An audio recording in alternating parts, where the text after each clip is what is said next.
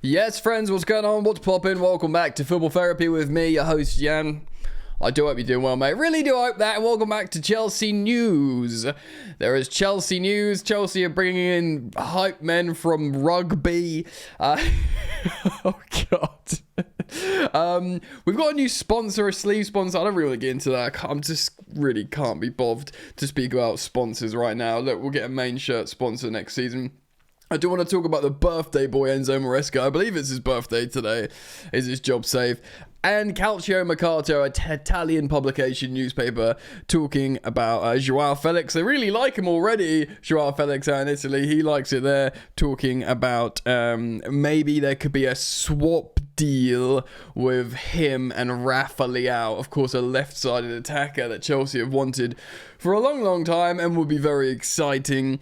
Of course, it's all sort of moot point signings and potential stuff. We really want to finish the season strongly and sort of know where we are and finally finish this squad and stuff. So we're going to get into it today. As always, I'll thank you for joining me.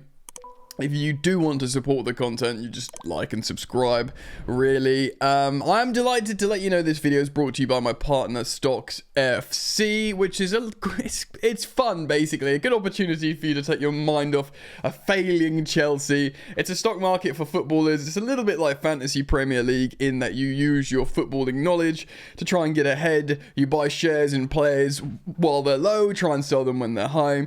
It's a really cool platform, as you can see here on the screen. It's a lot of fun. Obviously, it's 18 plus because you put your money into it. But I have a lot of fun with it, and you should check it out as well. I'll put a link in the description. But also, you can scan this QR code on the screen now and check out Stocks FC. It's a lot of fun. Just check out the website, see what you think. Let's get into it.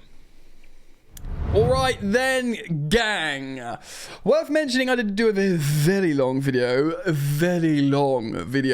on Chelsea, the sporting directors, the management, the ownership.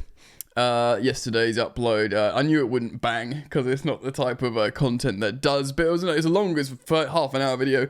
But if you do want like my genuine opinion on everything that's happened with my club, our club, if you're a Chelsea fan watching, do go check it out, put it on in the background, listen, and if you disagree with me, I'll be totally welcome to listening to your thoughts in the comments section below, so please do consider doing that. And let's get into Chelsea news. So, look, first of all, like, I swear this is the second time this new Chelsea ownership have looked to rugby to bring in a hype man. Former rugby league star Willie Isa has made a surprise switch to Chelsea. Just after a month of announcing his retirement from sport. The 36-year-old Samoan shocked the Super League by hanging up his boots despite having recently signed a new deal with the Wigan Warriors. At this time, he cited a desire to pursue a new opportunity. Well, what's that opportunity? And coming from the Daily Mail, he will join Chelsea as player support and developing officer. I mean, there's talk about he's also being brought in to help cultivate a winning mentality. I'm going to stop there, guys. Like, you know, let's be real. Chelsea fans at this point, the hires that we are interested in is high-profile, effective players that could really, really help us. Striker, goalkeeper. Of course, we've got players to come back that will help us. That is exciting. Most notably, Santos and Paez, but probably more importantly than that, Estevan Willian joining in the summer. All pretty exciting. Of course, Chelsea fans would be very, very interested if we got a new manager. Not to say they want Maresca out, but that would of course be a very compelling story to react to. I don't want a new manager. I'm about to talk about him in a second. And of course, sporting directors. As much as a lot of Chelsea fans are understandably frustrated with the new ownership, I just don't think there's any way ever they're going to just suddenly set up and leave. I think they're just there. Of course, they're not the ones that are controlling the sporting project at the moment. That's the sporting directors who are, of course, again, understandably taking a lot of heat from the Chelsea fans that haven't seen enough from them in this period of time to really trust them to bring Chelsea back to where we belong essentially. Though I've tried to be very fair in my previous long form upload in highlighting some good acquisitions that they've done from good scouting, with good players, the aforementioned Esteval, Willian, Paez, Palmer, and Andre Santos. Intelligent purchases like Vega. You'd have to say Nico Jackson as well, and of course, this is more from the owners, but the willingness to splash out on problem positions like Caicedo and Fernandez and stuff. But still, it's still like missing glaring holes, and I go into detail in that video that I would absolutely not cry for them. I'm quite pleased with some players that we've got, but of course there's some glaring issues that need to be resolved. I'm going to speak about Maresca, and I'm going to finish on the story of Calcio Mercato with Rafa Leao. Firstly, before we get into either of those, I just want to react to the heat that Jadon Sancho is getting for a multitude of reasons. Firstly, on social media, he had a bad game, obviously, like Neto did against Brighton away in the Cup when we really got eliminated really frustratingly. And he didn't look good. But there's two things. Firstly, there's his comment on the Rashford thing, which I'll get to in a sec. But yeah, when people are talking about, you've United scammed Chelsea, I'm gonna temporarily and fleetingly lower myself to this silly social media level.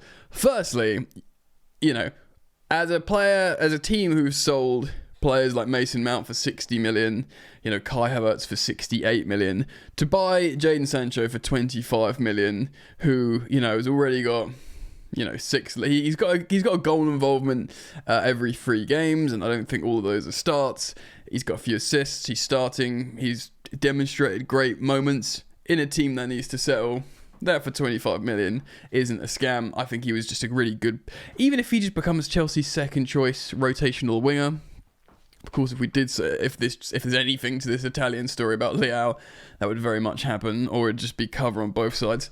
It's a good signing, 25 million quid on lowered wages. It's not the kind of thing that you should be shaking your fist about. Do you know what I mean? Also, he's taken a lot of heat for commenting freedom on Rashford's first social media post after playing his debut for Aston Villa. By the way, I know they only just got by Tottenham in the end, eliminating Tottenham from the Cup as well. So, who's been eliminated? Has Man City been Arsenal, Tottenham, Chelsea, and Liverpool are all out the Cup. But obviously the massive, hilarious story is Liverpool getting eliminated by 24th place in the Championship. Plymouth Argyle. That's conceded mid-60s, an insane amount of goals in the Championship. That's why they're the rock bottom. They always concede goals. And, Luis Diaz, Chiesa, Diogo Jota, Nunez, all them, man, couldn't score against them. Harvey Elliott probably thought pre-match he was going to score a hat-trick looking at the opposition and their record. But no, they had an embarrassing elimination. Anyway, Aston Villa with Rashford, he played against Tottenham. Matty's Tell actually scored a lovely goal. Of course, a player linked to Chelsea and Man United, but he's being Tottenhamed. Welcome to Tottenham. They are in serious trouble as well. So Rashford played, and Sancho, a Chelsea player, wrote freedom. Obviously, he had how he felt probably himself leaving Man United. Loads of Man United fans have turned on him.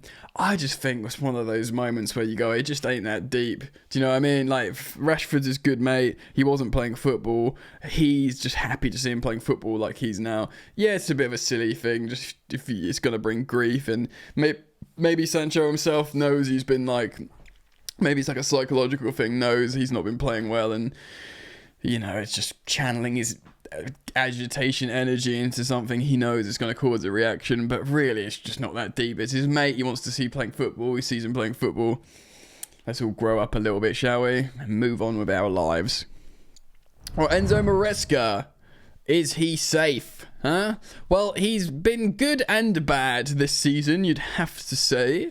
I think the fact So he turns 45 today. Yeah, so it is his birthday. He turns 45 today.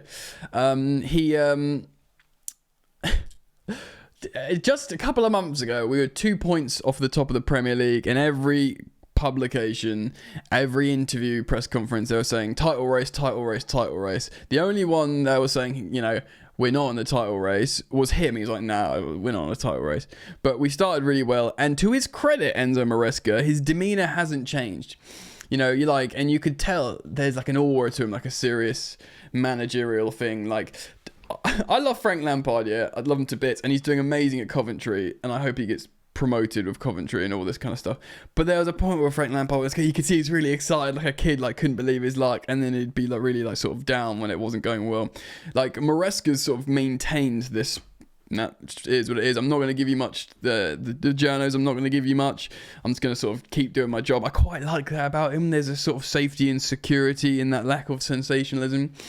But yeah, not long ago, people were talking about him in a title race for Chelsea, and he was like, nah, mate. And since the whole winter period, I'd argue December, January, and indeed the beginning 3rd of February, including that Brighton elimination, has been really disappointing. I think that's my door, one sec. Oh, perfect timing. It was my door. It was the postman. I got some samples sent through for the new Goat Gang hats, which is stitching embroidered onto the hat as well as the Football Therapy side print and the limited edition gold version. I just need to, this one's a bit tight, just need to adjust it. Buzzing, what timing is that? Alright, enough of that. Where were we? Let's get back to it. Alright, Enzo Maresca, me talking about how I like the covers jip, how he's always maintained this kind of like calm, serene, we're just getting the job done. He has proven to be innovative, I think, throughout the season, and I mean that by not just this dogmatic Leicester City ball. We've had the same problems with the drop-off, like from last season, but he's not been so dogmatic. He's done some changes, some good, some bad, some that worked at first, some didn't, like inverting Cucurella into the midfield and then the number 10, and Gusto into the midfield and also the number 10. Obviously playing with different players in different positions. Still probably doesn't know what his best back line is, which is a bit, in theory the planning should be Fofana and Colwill. But, when that isn't coming to pass and Colwill's dropping form, then what do you do? It's tough, Should he just be playing Joshua Champong, who's looked really good? There's all kinds of stuff to consider. I think he's a bit confused at the moment. So am I. The wingers have dropped off form. Jackson stopped scoring completely, even though actually in his absence, you can see actually how important he is to how the team plays. And of course, that's highlighted even more when you see the likes of Friggin and Kunku just like jog about a little bit. Do you know what I mean? Which is really, really frustrating. I think I always said this, bro. People remember I said we will come across a blip. And it literally happened. Like I kept saying it, and then the last time I said it sort of happened a week later, and we were sort of in that slump. And of course, the frustrating thing is it coincided with a January transfer window where we did a lot of business, but not bringing in big solutions. Now, of course, we've discussed this. This will be represented in, I suppose, the sporting directors not taking the gamble and preferring to make said big purchases in the summer. But it's taking a gamble because if you don't qualify for the Champions League, not only can you not attract that striker, you might not have the money to pay them that contract with Champions League football. You certainly won't have the same allure for negotiating big sponsorships because you're in the Champions League. That's effing gamble, mate. Do you know what I mean? That's the gamble. But Maresca, I'm generally quite pleased with him. I like how he talks. There is something about him that feels quite Chelsea. Remember, a few weeks ago, before this slump, he was going over to the crowd while they were singing his name and singing, "We've got our Chelsea back. We've got our Chelsea back." That was only a few weeks ago. Now, I understand Chelsea fans have been so patient and they're just so desperate to feel that muscle memory, that sort of reflex of like, oh yeah, we win games, we're good. Do you know what I mean? And then we've obviously just dipped out again. Generally, if the season ended now, obviously we'd be in the top 4 and it would be great. We need to find a little bit of better form, because we're not in form that will keep us in the top 4. Remember, we were 2 points off first. We've slipped. We're now in a top 4/5 battle with the likes of Man City, Newcastle, and Bournemouth. They're all good. Feel like they're good enough to qualify, so Chelsea could easily miss out, and then that January transfer window looks like a massive failure. But if we do qualify for the top 4 and win the Conference League, and we didn't do a bad deal in January, it would look like a success. I'm backing Maresca. I've been frustrated by him personally. I in my personal opinion, rightly praised him for how he affected the West Ham game in that turnaround. But I feel like there was an apathetic approach to Brighton. I do feel like he kind of doesn't care that we got eliminated. And that's like a manager thing. Often the remit is to do well in the league. And he sees the same game on the weekend and he wants to do better then. And I don't know. Fans just want to win. We want to win cups, silverware, trophies. It's so important Chelsea win a trophy. And the Conference League is a must. It's a must. I know we're heavy favourites, but if we don't win the Conference League, boy howdy, it's going to be bad. All right, so let's talk about this Rafa Leao story then. It's coming from Calcio Mercato, Italian publication. It's saying Milan, I think this is a translated version from the Italian news story, so apologies if it sounds mental. Joao Felix's exploits on his debut in the new Milan derby with the lobbed goal that launched the Rossoneri into the Coppa Italia semi-finals against Roma have made fans dream to the point where they are already hoping that the Portuguese playmaker could be purchased outright at the end of the season. But is it really possible? The chances are there, but there are two possible strategies. The loan formula. Joao Felix arrived on loan worth 5 million euros, including bonuses. I wonder how much money we'll make in the end then. So that's, of course, until the summer. And they will pay a large part of the player's salary. So they're not actually paying the entire salary. That's interesting. But Chelsea will participate with a percentage, apparently. Given the limited time available to close the deal, it was not possible to include a buyback rights in the winter window. But if he does well, there will be inevitably a negotiation. I think that essentially means an option to buy. Okay. So it depends on us, on him. There's always a possibility, Moncada confirms, in terms of buying Felix in the summer. Right, here are the two strategies, apparently. The first one leads to a definitive purchase of his contract for a figure of those close to 41.6 million, using a technical counterpart. I mean, we paid more than that for him, and we put him on a long deal. So Chelsea, if they're going to go down the same route of pricing Nkunku, they will say essentially, that he's going to be worth more than they bought him for, essentially. So that they talk about Tomori and Leao, right? But I think Tomori might go to Juventus or stay in Serie A, as well as the appreciation for Rafa Leao. Chelsea have gone in for Rafa Leao before. It looks like we want a left winger. It's obviously a huge story that I haven't really probably properly spoken about yet, is the Conference League squad that we've registered. The new midfielder is in there. Cole Palmer's in there. But incidentally, Mikhailo Mudryk is in there, isn't registered. And I wonder if that's just a good grace thing. I don't think necessarily we've got the B sample back, but I think they're just thinking, well, if it does come back and he can play, let's let him play in the Conference League and be the starting left winger. And to be honest, right now, just say tomorrow, if